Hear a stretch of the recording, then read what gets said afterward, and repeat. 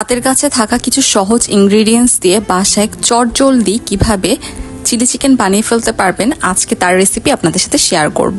And এটা একদম restaurant style না, আমার পুরোপুরি নিজের করা বাসায় বানানো যেসব ইনগ্রেডিয়েন্টস ছিল সেগুলো দিয়ে বানানো একটি রেসিপি।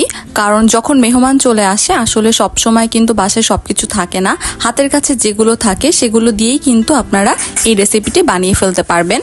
তাহলে চলুন আর বেশি কথা না বাড়িয়ে শুরু করা যাক। তো প্রথমে এখানে আমি একটা লেবুকে চিকেনের উপর ভালো মতো চিপে নিব। লেবু দিয়ে দেওয়ার পর এবার এখানে দিয়ে দেব 1 চামচের মতন আদা ও রসুন বাটা। এবার দিয়ে দেব পরিমাণ মতন লবণ। এবার দিয়ে দিব ধনিয়ার গুঁড়া 1/2 চামচের মতন। দিয়ে দিব 1 চামচের মতন লাল মরিচের গুঁড়া। এবার এই সব কিছুকে ভালো মতো হালকা হাতে নেড়েচেড়ে নিয়ে মাখিয়ে নিব মাংসগুলোর সাথে। মাংসতে মাখানো হয়ে গেলে এবার দিয়ে দিচ্ছি 1 চামচের মতন কর্নফ্লাওয়ার এবং তার সাথে দিয়ে দেব 1 চামচের মতন আটা অথবা ময়দা। এবার এদেরকে ভালো মতো মাখিয়ে নিব। সবগুলো মশলা যখন মাখানো হয়ে যাবে তখন 30 মিনিটসের জন্য এই মাখানো মুরগিটাকে আমরা রেস্টিং এর জন্য রেখে দিব। তো এবার প্যানের মধ্যে গরম তেলের উপর আমরা এই সবগুলো মুরগিগুলোকে ভেজে নিব।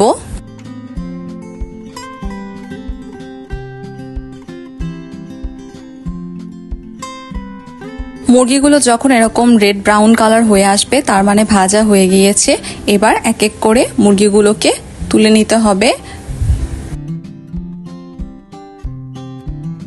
মুরগি প্যানে তুলে নেওয়ার পর এবার একে সাইড করে যেই তেলে আমরা মুরগিগুলোকে ভেজে নিয়েছি ওই তেলেই এবার দিয়ে দিচ্ছি পেঁয়াজ কুচি কুচি করে কাটা।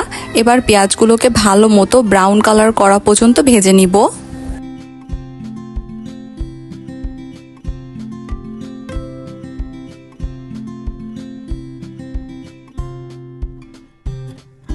আজ মোটামুটি হালকা ব্রাউন হয়ে গেলে এবার এখানে দিয়ে দিচ্ছি 1 চামচের মতন হলুদ গুঁড়ো। তারপর দিয়ে দিচ্ছি 1 চামচের মতন ধনিয়ার গুঁড়া। এবার দিয়ে দিচ্ছি লাল মরিচের গুঁড়া।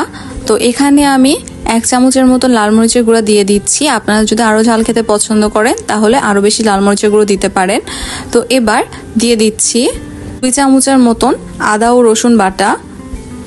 এবার সামান্য একটু পানি দিয়ে সবগুলো মশলাকে ভালো মতো নেড়ে চেড়ে রান্না করে নিব।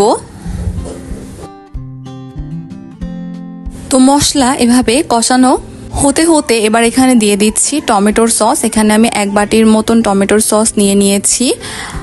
তো এখানে অ্যাকচুয়ালি 2 থেকে 3 চামচের মতন টমেটোর সস আছে। তো এবার টমেটোর সস ভালো মতো মাখিয়ে নেওয়ার পরে এবার দিয়ে দিচ্ছি বারবিকিউ সস। তো এখানে হচ্ছে বারবিকিউ সসের বদলে আপনারা কিন্তু সয়া সস ইউজ করতে পারেন। বারবিকিউ সসের ফ্লেভারটা অনেক সুন্দর আসে, যার কারণে এখানে আমি বারবিকিউ সস ব্যবহার করেছি এবং এখানে আমি 2 চামচের মতন বারবিকিউ সস নিয়েছি। এবার বারবিকিউ সস সহ ভালো মতো মশলাকে কষিয়ে নেওয়ার পালা।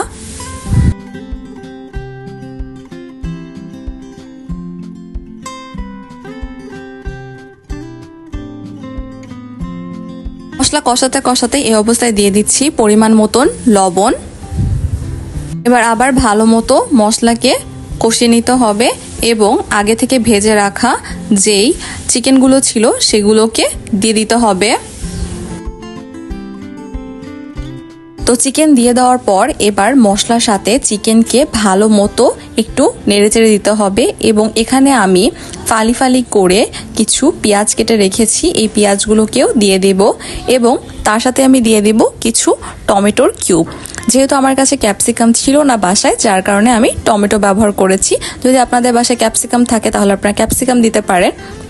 তো এবার সুন্দর মতন সবগুলো মশলাকে একটু নাড়াচাড়া করে নেব এবং এখানে আমি দিয়ে দিচ্ছি 1 বাটির মতন স্প্রিং অনিয়ন। এটা একটু গ্রিনিশ কালার দিবে এবং ফ্লেভারটাও একটু এনরিচ করবে।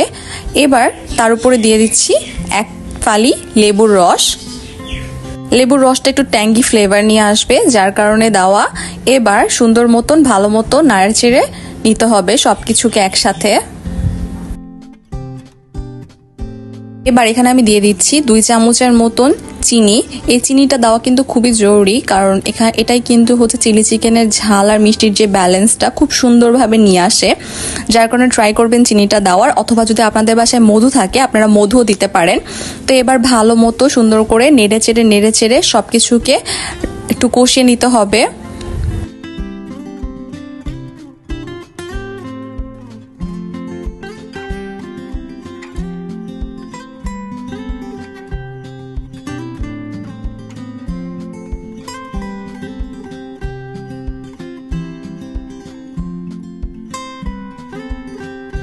ভালো মতো কষিয়ে নেওয়ার এই পর্যায়ে সামান্য একটু পানি দিয়ে নিচ্ছি এবং হালকা হালকা করে নেড়ে চেড়ে দিচ্ছি। এখানে আমি টোটাল 1 বাটির মতন পানি দিলাম। এবার সুন্দরভাবে মশলাটাকে পানির সাথে ভালো মতো কষিয়ে নিতে হবে।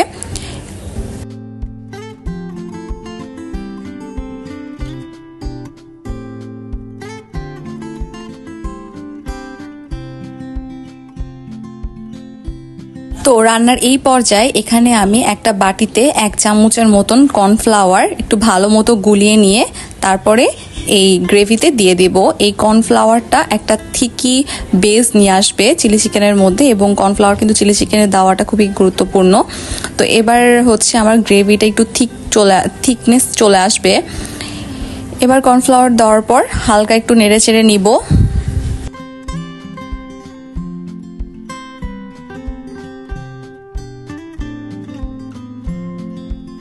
তো এই অবস্থায় আমি এখানে দিয়ে দিচ্ছি 1 চামচের মতন ভাজা জিরার গুঁড়া, এবং তার সাথে দিয়ে দিচ্ছি 2 চামচের মতন গোলমরিচের গুঁড়া।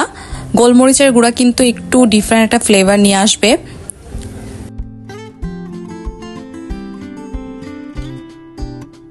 এবার আবার এই সব কিছুকে নেড়ে চেড়ে একটু কষিয়ে নিব ভালো মতন করে।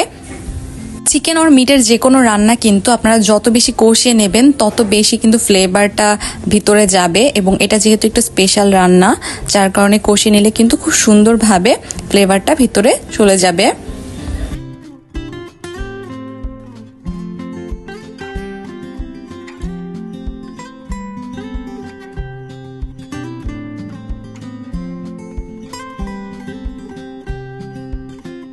আপনারা দেখতেই পারছেন কিন্তু গ্রেভিটা কিন্তু অনেকটাই ঘন হয়ে এসেছে, এবং এভাবে কিন্তু আমি অনেকক্ষণ ধরে মোটামুটি 5 থেকে 10 মিনিটের মতন পুরো মাংসটাকে কষিয়ে নিব।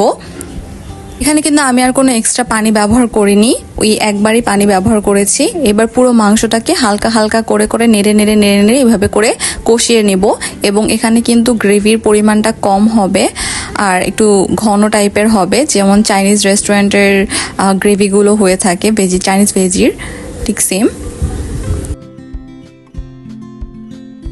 তো এই তো 5 মিনিট হওয়ার পর আমার রান্না অলমোস্ট শেষ। এবার জাস্ট পরিবেশন করার পালা। তাহলে চলুন একটা সুন্দর পাত্রে নামিয়ে পরিবেশন করে ফেলি আমাদের বাসায় থাকা ঘরোয়া উপকরণ দিয়ে তৈরি চিলি চিকেন। খেতে কিন্তু একদমই মন্দ হয়নি, হয়তোবা একটু ফ্লেভারটা ডিফারেন্ট ছিল কিন্তু খুবই মজার ছিল। আপনারা কিন্তু রুটির সাথে অথবা নানের সাথে খেয়ে খুবই মজা পাবেন, খুবই মজার হয়েছিল। আশা করি আপনাদের ভালো লেগেছে রেসিপিটা। যদি ভালো লেগে থাকে তাহলে প্লিজ আমাদের চ্যানেলটিকে সাবস্ক্রাইব করে দিন এবং আমাদের পাশে থাকুন। আপনাদের সাপোর্টই কিন্তু আমাদের এত দূর পর্যন্ত নিয়ে এসেছে। আশা করি আপনারা সবসময় আমাদের পাশে থাকবেন। তো এই পর্যন্তই, আল্লাহ হাফেজ।